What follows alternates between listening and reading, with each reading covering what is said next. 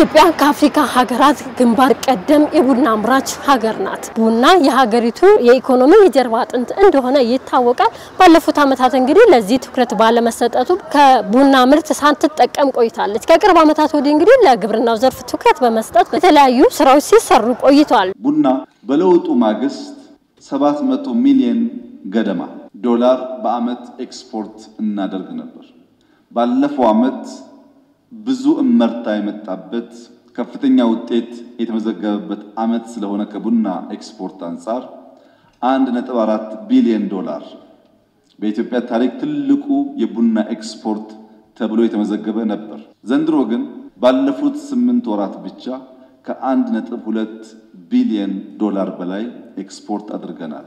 አሁን የምንገኘው እንግዲህ በኢትዮጵያ ቡናና ሻይ ባለስልጣን በኢትዮጵያ ቡና ጥራት ምርመራ ሰርቲፊኬሽን ማዕከል ውስጥ ነው። በዚህ ማዕከል ውስጥ እንግዲህ የቡና ምርት የቡና ጥራት ደረጃዎች ተለይተው ወደ ውጭ እንዲላኩ የሚደረጉበት ማዕከል ነው ማለት ነው። እንዴት ቡናው ጥራት የጥራት ደረጃው ይለያል የሚለውን እንግዲህ አብረን የምንከታተል ይሆናል። ጤና ይስጥልን። እንዴት አሉ? ሰላም ነው? እስኪ እንታወቅ ስሙትን። በሰባላለ የቡና ጥራት ምርመራና ሰርቲፊኬሽን ኃላፊ ነው። አስተማሪዎች አገልግሎት የሚያገኙት ኤክስፖርት የሚደረጉ ቡናዎች በሙሉ በዚህ ተቋም ነው ተመርምረው የሚያልፈው። የመጀመሪያ ምርመራ የሚባለው ቡና ወካይ ናሙና ከእያንዳንዱ ጆኒያ ሲወሰድ ኮድ የሚያደርጉበት ክፍል ነው ማለት ነው። ጥራት መርማሪዎች ወይም ቴክኒሻኖች ይሄንን ቡና የማን እንደሆነ እንዳይታወቅ ምስጢራዊ አድርጎ እንዲሰራ ለማድረግ ማለት ነው። ቡና ሲመጣ መጀመሪያ የካምፓኒ ስም አለው። ሁሉም የቡና አይነት ደረጃና የካምፓኒ ስም አለው። አሁን ግን ምንድነው የሚያደርጉት? እዚህ ክፍል ያሉ ኮደሮች ቺን ሳምፕል ካርድ ይቀይራሉ ማለት ነው። ኮድ ተደረገ።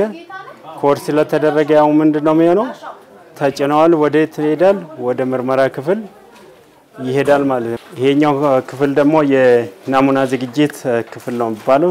ናሙና ዝግጅት የሚሰሩት እያንዳንዱ 300 ግራም ወስደዋል።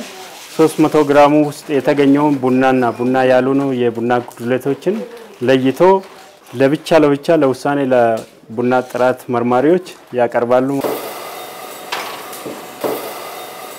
የሚጠቀመው ጥቁር ባር ነገር ሲኖር እንደ ድንጋይ እንደ እንጨት ነገር ሲኖር ለየብቻው ይደረጋል። እያንዳንዱ ራሱን ችሎ ለብቻ ነው ይደረጋው። ኢትዮጵያ እንግዲህ ከ40 በላይ ኤክስፖርት መታደርጋቸው ቡናዎች አሉ ማለት ነው። ከዛ ውስጥ ደግሞ 9ኙን በስፔሻል ወይም በተለየ መልኩ ኤክስፖርት ታደርጋለች። 5ቱ የታጠቡ ናቸው፣ 4ቱ ደግሞ ያልታጠቡ ቡናዎች ማለት ነው። እንግዲህ ይሄ ቡና እንግዲህ ወደ ቁሌት ክፍል የሚገባበት ማለት ነው። መጀመሪያ ማሽኑ ከ0 እስከ 300 ድረስ እስኪደርስ ሙቀት ልኬት እንለካለን። 300 ሲደርስ ቡናውን እንጨምራለን ማለት ነው። በ150 እስከ 180 ድረስ እንጨምራለን። ከዛ እርሱን በሚዲየም አድርገን እንቆላዋለን ነው። በመካከለኛ ደረጃ ካልተቆላ የፈለግነውን ማግኘት ስለማይቻል ድጋሜ ተመልሶ እንዲቆሉት ይደረጋል ማለት ነው። ቡናው ከዛ ሳምፕል መጥቷል። ከዛ በኋላ እዚህ ጋር ይቆላል። ከተቆላ መካከለኛ በሆነ መንገድ ይቆላል። ከተቆላ በኋላ እንግዲህ ተፈጭቶ ለቅምሻ ዝግጁ ይሆናል ማለት ነው። ውሃው ለመፍለቅለቅ 93 ዲግሪ መሆን አለበት። መፍለቅለቅ ሲጀምር ወደ የሚቀመስበት ዱቄቱ ላይ ይዘን እንሄድና እንሞላለን ማለት ነው። ሲኒ ላይ አንዱ ሳምፕል አንዱ ሙሉ ውሃ ነው መደረግ ያለበት በማንቆርቆሪያው ማለት ነው። ከዛ ይሞላል። ከተሞላ በኋላ ይገፈፋል። ከዛ ለቅምሻ ይቀርባል። ይሄኛው ክፍል እንግዲህ የቡና ጥራት መቅመሻ ነው። ለምሳሌ አንድ የቡና ጥራት 60% በቅምሻ 40% ደግሞ በጥሬው ጥራቱ ደረጃው ይለያል። በ40% በምርመራበት ጊዜ ምርመራ በሚካሄድበት ጊዜ የራሱ የቻለ ፓራሜትሮች አሉት።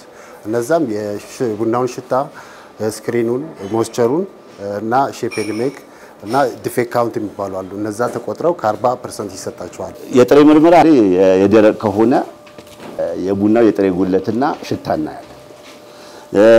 የታጠበ ዝግጅት ከሆነ ደግሞ የጥሬ ጉድለት ከለር ወይም ደግሞ ቀለም የሚለው ነው። ከዛ ደግሞ ሼፕ ኤንድ ሜክ የተመረተበት አካባቢ ይሄ ቅርጽና ፍርጣሜ የሚባለውና ሽታ እናያለን።